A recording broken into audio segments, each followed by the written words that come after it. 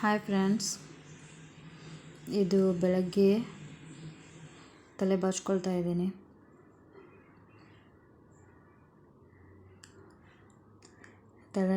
ಬೆಳಗ್ಗೆ ಎದ್ದು ಕೂಡ ತಲೆ ಬಾಚ್ಕೊಂಡೆ ಮುಂದಿನ ಕೆಲಸ ಮಾಡ್ತೀನಿ. ಇಲ್ಲಾಂದರೆ ಅದೆಲ್ಲ ಒಂಥರ ಕೂದಲು ಹರಡ್ಕೊಂಡು ಕೆಲಸ ಮಾಡೋಕ್ಕೆ ಮನಸ್ಸೇ ಆಗಲ್ಲ. ತಲೆ ಬಾಚ್ಕೊಂಡ್ರೆ ಫ್ರೆಶ್ ಅನಿಸುತ್ತೆ. ಟೀ ಕಾಸ್ತಿದ್ದೀನಿ ಈಗ.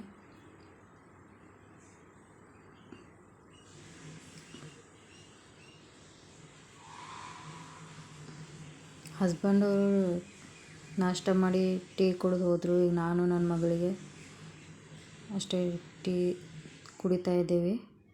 ಅದ್ರ ಜೊತೆ ಅವಳು ಬಟ್ರ್ ಕೊಟ್ಟಿದ್ದೀನಿ.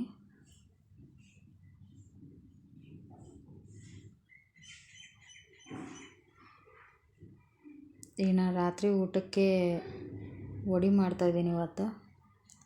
ಅದಕ್ಕೆ ಜೋಳದ ಹಿಟ್ಟು, ಗೋಧಿ ಹಿಟ್ಟು ಚಾನ್ಸ್ಕೊಳ್ತಾ ಇದ್ದೀನಿ. ಇದು ವಡೆ ರೆಸಿಪಿ ನಾನು ಆಲ್ರೆಡಿ ಶೇರ್ ಮಾಡ್ಕೊಂಡೀನಿ. ಯಾರಾದರೂ ಇಂಟ್ರೆಸ್ಟ್ ಇದ್ದರೆ ಹೋಗಿ ನೋಡ್ಬೋದು.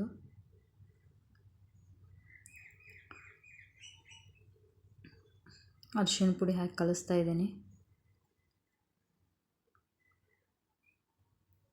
ಇದು ರಾತ್ರಿ ಊಟಕ್ಕೆ ಮಾಡ್ತಾಯಿದ್ದೀನಿ. ಹಾಗಾಗಿ ಬೆಳಗ್ಗೆನೇ ನಾದಿಡಬೇಕು, ಅಂದರೆ ಚೆನ್ನಾಗಿ ನೆನೆಯುತ್ತೆ. ಇದು ಬೆಳಗ್ಗೆ ನಾಷ್ಟಾಗೆ ಬೇಕಾದರೆ ರಾತ್ರಿ ನಾದಿಡಬೇಕು.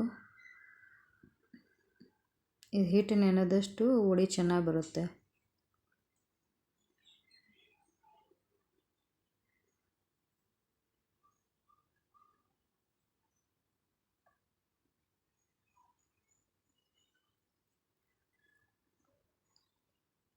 ಇದು ರಾತ್ರಿ ಆಗಿದೆ, ಈಗ ನೆನೆದಿದ್ದೆ ಹಿಟ್ಟು. ನಾನು ಮಿಕ್ಸಿ ಜಾರಿಗೆ ಹಸಿಮೆಣಸಿನ್ಕಾಯಿ, ಕೊತ್ತಂಬರಿ, ಜೀರಿಗೆ, ಸ್ವಲ್ಪ ನೀರು ಹಾಕಿ ಪೇಸ್ಟ್ ಮಾಡ್ಕೊಳ್ತಾ ಇದ್ದೀನಿ.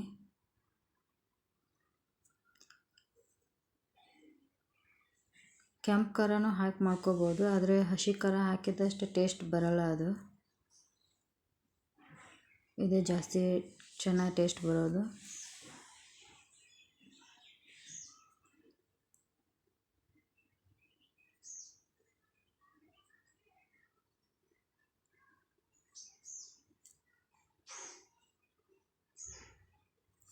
ಸ್ವಲ್ಪ ಸಣ್ಣಗೆ ಪೇಸ್ಟ್ ಮಾಡ್ಕೊಳ್ತಾ ಇದ್ದೀನಿ.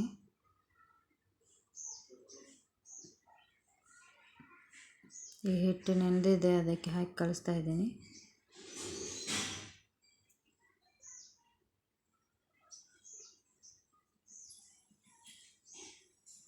ಹಸಿ ಖಾರದ ಪೇಸ್ಟ್,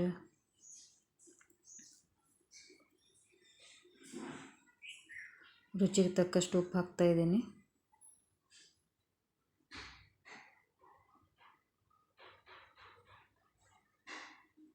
ಚೆನ್ನಾಗಿ ಮಿಕ್ಸ್ ಮಾಡ್ತಾ ಇದ್ದೀನಿ. ಮಿಕ್ಸ್ ಮಾಡಿ ಅದು ನೆನೆಯೋದಕ್ಕೆ ಬಿಟ್ಟೆ ನಾನು. ಈಗ ರಾತ್ರಿ ಊಟಕ್ಕೆ ಚೋಳಿಕಾಯಿ ಪಲ್ಯ ಮಾಡ್ತಾಯಿದ್ದೀನಿ. ಸ್ವಲ್ಪ ಆಯಿಲ್ ಹಾಕಿ ಹುರ್ಕೊಳ್ತಾ ಇದ್ದೀನಿ.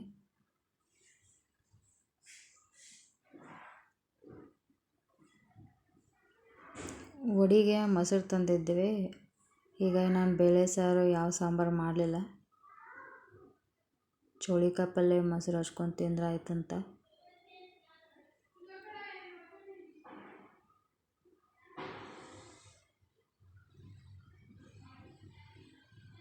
ಈ ಪಲ್ಯ ರೆಡಿಯಾಗಿದೆ. ಚೋಳಿಕಾಯಿ ಪಲ್ಯ, ಮೊಸರು, ವಡೆ, ರೈಸ್ ಇಷ್ಟೇ ಊಟಕ್ಕೆ ಮಾಡಿದ್ದೀನಿ. ವಿಡಿಯೋ ಇಷ್ಟ ಆದರೆ ಪ್ಲೀಸ್ ಲೈಕ್ ಮಾಡಿ, ಸಬ್ಸ್ಕ್ರೈಬ್ ಮಾಡ್ಕೊಳ್ಳಿ. Thank you for watching.